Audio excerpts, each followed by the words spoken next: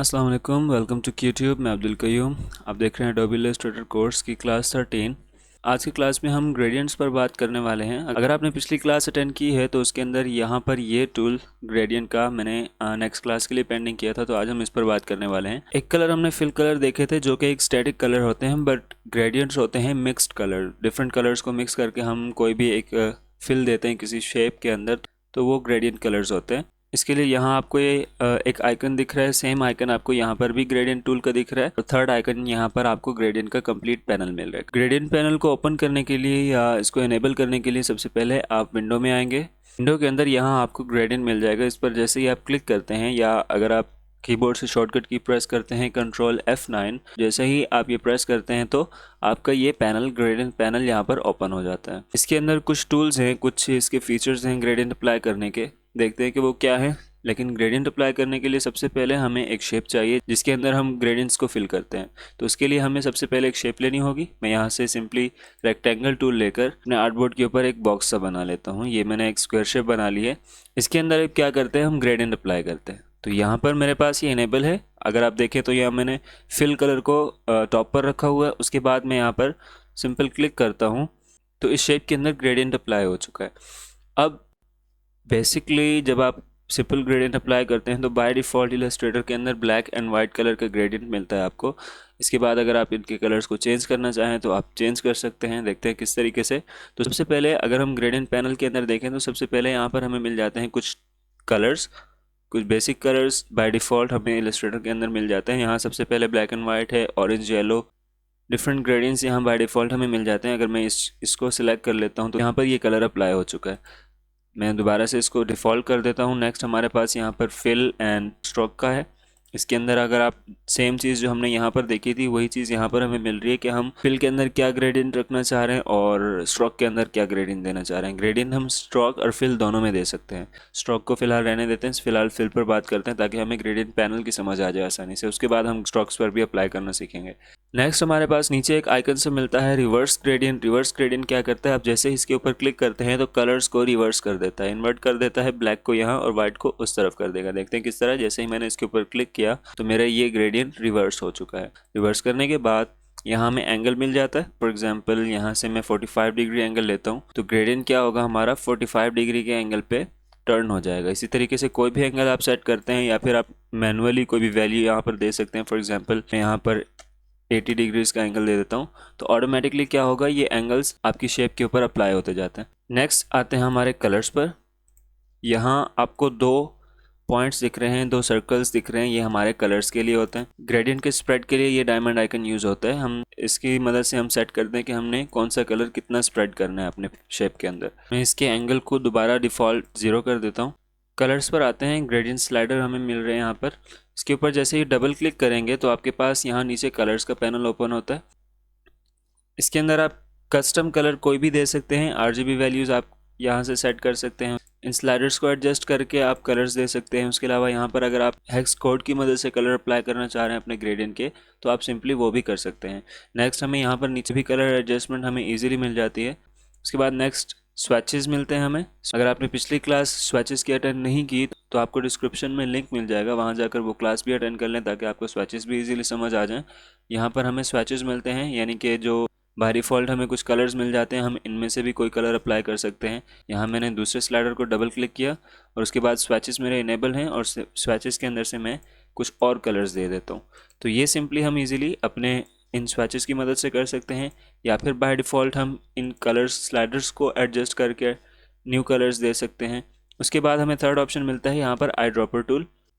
Eye dropper लेने के बाद हम अपने आर्ट बोर्ड पर या हम अपने वर्क स्पेस के अंदर जितनी भी इलस्ट्रेशंस हम ड्रॉ कर चुके होते हैं उनमें से कहीं से भी हम कलर पिक कर सकते हैं। फॉर एग्जांपल यहाँ अगर मैं ये ग्रे कलर भी लेता हूँ तो मुझे ये कलर भी यहाँ पर मिल जाएगा मुझे। तो जैसे ही मैंने क्लिक किया तो मुझे यहाँ पर एक और कलर मिल गया। अब आते हैं ग्रेडियंट टाइप पर। ग्रेडियंट टाइप यहाँ पर हमें 3 किस्म के मिलते हैं। Gradient linear gradient, radial gradient और free form gradient. Linear gradient क्या है, आपका सिंपल लाइन ग्रेडियंट है। फॉर एग्जांपल अगर आप यहाँ से दोबारा इनको एडजस्ट करना चाहें, मैं यहाँ से इसको डिसेबल कर देता हूँ और उसके बाद मैं लीनियर ग्रेडियंट को मज़ीद अपने हिसाब से एडजस्ट करना चाह रहा हूँ। फॉर एग्जांपल अगर मैं यहाँ से एंगल सेट नहीं करना चाह रहा और मैं फ्री फॉर्म टूल की मदद से खुद अपने हिसाब से इसको एडजस्ट करना चाह रहा हूँ ग्रेडियंट को, तो उसके लिए क्या करेंगे, आपको यहाँ पर ये ग्रेडियंट टूल यहाँ से इनेबल होगा और उसके बाद आप जैसे ही कहीं से अपनी शेप को ड्रैग करेंगे, जिस तरफ से भी आप ड्रैग करके अपने ग्रेडियंट को अप्लाई करना चाहेंगे वो ऑटोमेटिकली अप्लाई होता जाएगा, बजाय इसके कि आप यहाँ से कोई एंगल सेट करें। तो ये लीनियर ग्रेडियंट था।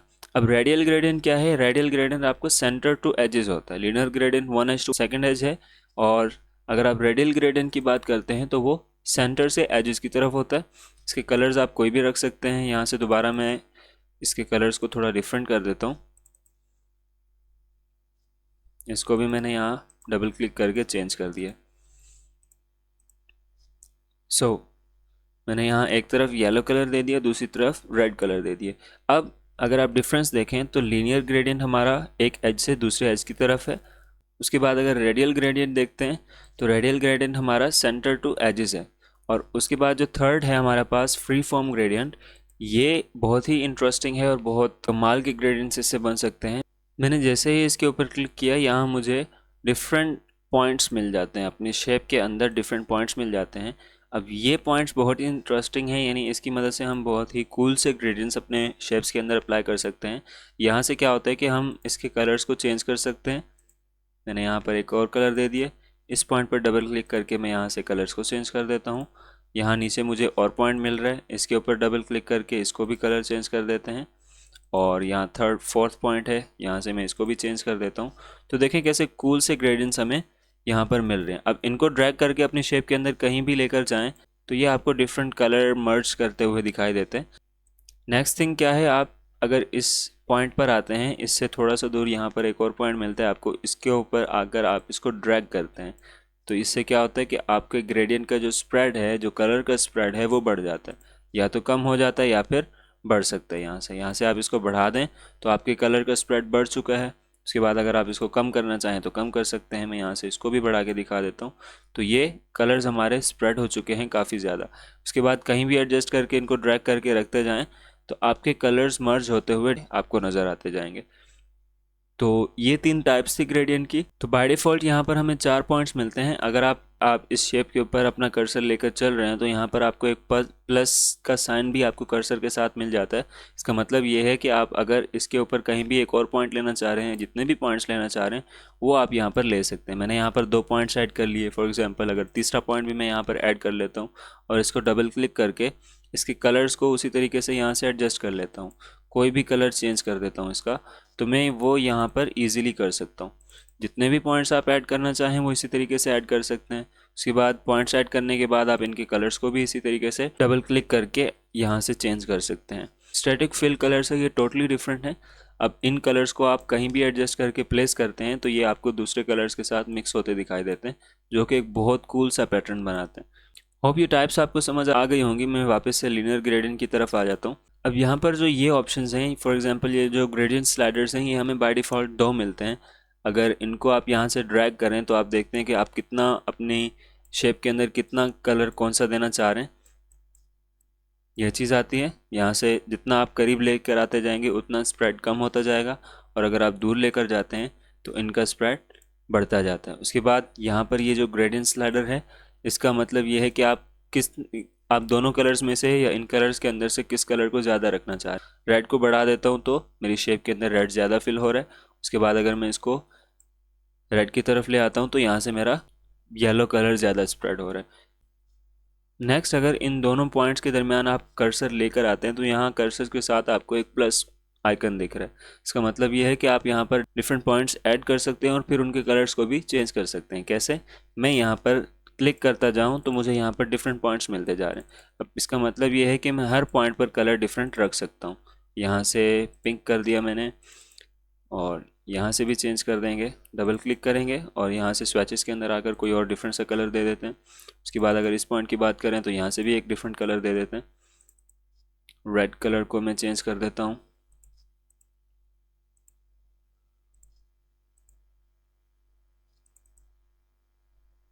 इस कलर को कर देंगे लाइट ब्लू।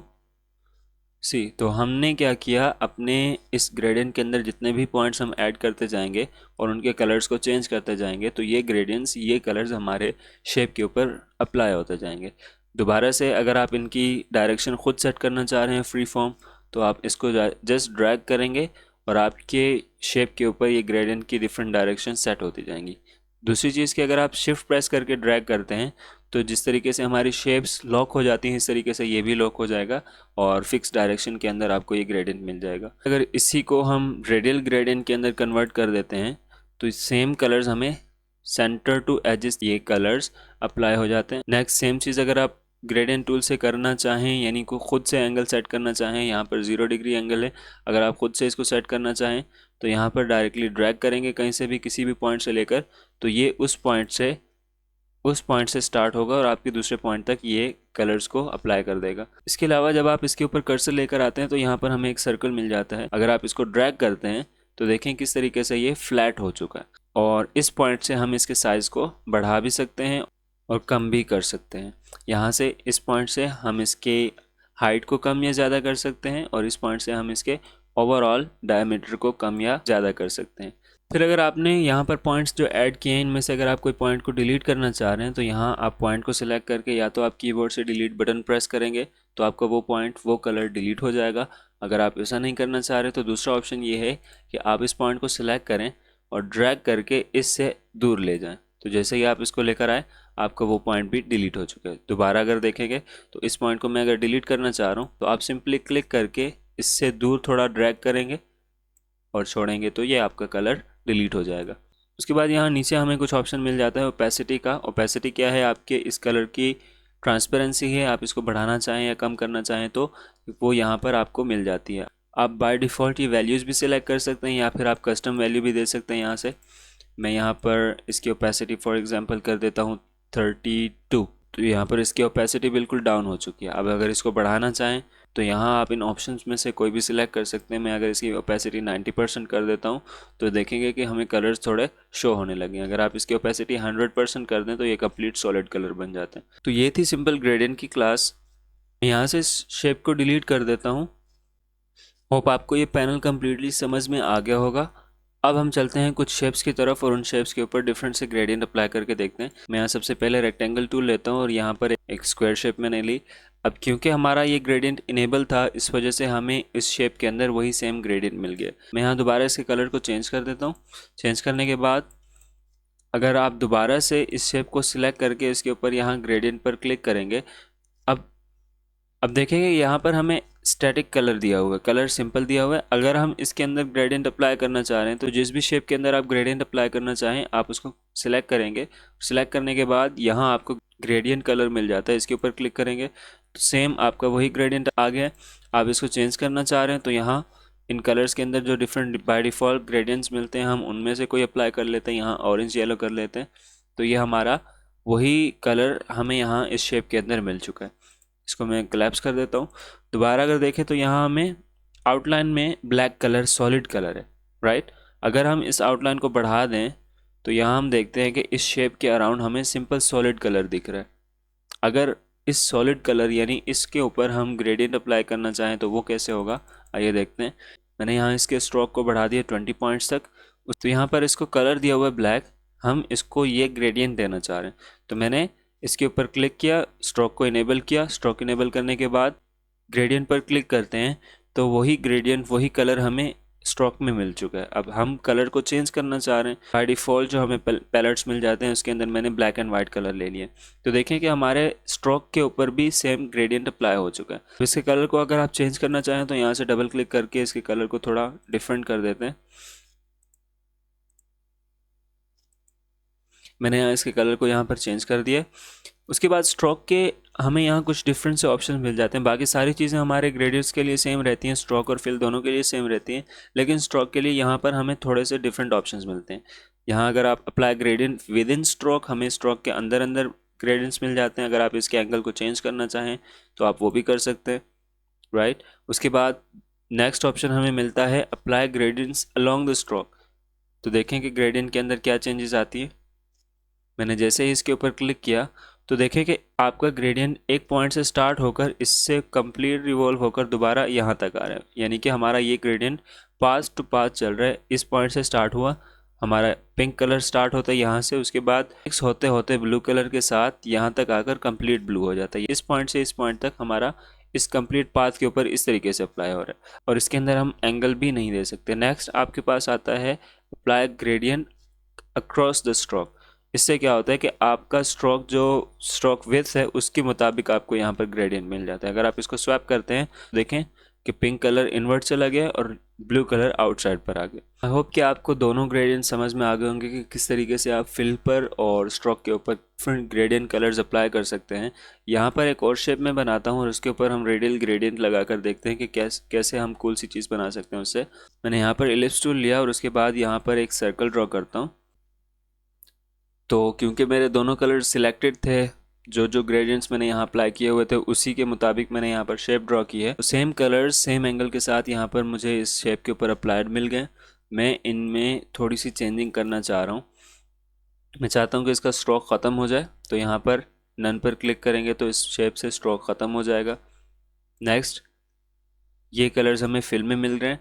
अब देखें कि यहाँ पर कुछ भी हमें इस कलर से रिलेटेड कोई ऑप्शंस नहीं दिख रहे। क्यों नहीं दिख रहे? क्योंकि हम स्ट्रोक को इनेबल किए हुए हैं। अगर हम फिल को इनेबल करते हैं यहाँ से या फिर यहाँ से, तो जैसे ही हम फिल को इनेबल करते हैं और दोबारा से अगर आप ग्रेडियंट पैनल ओपन करें तो तब आपको क्या होगा कि फिल के तमाम कलर्स यहाँ आपको एडजस्टेबल मिल रहे हैं।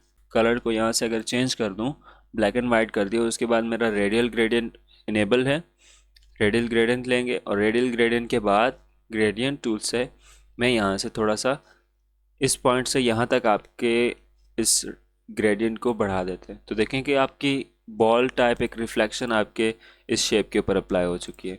अगर इसकी डायरेक्शन को चेंज करना चाहें, दोबारा इस शेप को सिलेक्ट करेंगे, ग्रेडियंट टूल लेंगे और यहाँ से इस पॉइंट की तरफ ड्रैग करेंगे। यानी कि आप कहीं से भी ड्रैग करें, आप जो भी रिफ्लेक्शन जैसा भी ग्रेडियंट अपनी शेप के ऊपर डिफरेंट कलर्स का देना चाह रहे हैं वो आप सिंपली दे सकते हैं।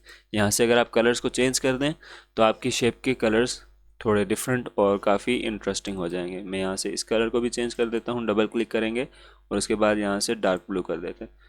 तो सी आपने कितना सिंपली अपनी शेप के अंदर थोड़े रिफ्लेक्शन टाइप कलर्स को अप्लाई कर लिया। अब मैं चाहता हूँ थोड़ा सा ये लाइट हो जाए, तो डबल क्लिक करेंगे इसको और कलर के अंदर आएंगे। कलर के अंदर इन स्लाइडर्स को एडजस्ट करके अपने कलर को जहाँ भी आप ड्रैग करके रखना चाह रहे हैं आप वो सिंपली यहाँ से कर सकते हैं। मैं यहाँ से इसको लाइट करना चाह रहा था, थोड़ा सा कम कर देते हैं, डन। तो ये आपकी शेप के ऊपर रेडियल ग्रेडियंट अप्लाई हो चुका है। नेक्स्ट अगर बात करें फ्री फॉर्म ग्रेडियंट की, तो उसके लिए यहाँ से रेक्टेंगल टूल लेंगे और यहाँ पर एक सिंपल सी मैं छोटी सी शेप ड्रॉ कर लेता हूँ आपको समझाने के लिए। यहाँ पर मेरा सेम कलर क्योंकि सिलेक्टेड था तो उसी के हिसाब से यहाँ पर मेरे इस शेप के अंदर वो ग्रेडियंट अप्लाई हो चुका है रेडियल टाइप में। मैं इसको फ्री फॉर्म कर देता हूँ और फ्री फॉर्म करने के बाद इन कलर्स को थोड़ा सा एडजस्ट कर लेते हैं। मैं यहाँ से एक कलर को डबल क्लिक करता हूँ इसको और यहाँ से थोड़ा कलर चेंज कर देते हैं। इसी तरीके से इस पॉइंट के ऊपर भी कलर को डिफरेंट कर देते हैं। इस पॉइंट के ऊपर इसको डार्क ब्लू दे देंगे और यहाँ से थोड़ा रेड कर देंगे। इन कलर्स को चेंज करने के बाद आप जहाँ पर भी इस कलर को ड्रैग करके रखते हैं तो ये ऑटोमेटिकली उसके हिसाब से मिक्स होते जाते हैं, राइट। यहाँ इनके अंदर कहीं पर भी आप पॉइंट ऐड करके डबल क्लिक करके उसकी कलर को यहाँ से चेंज कर सकते हैं।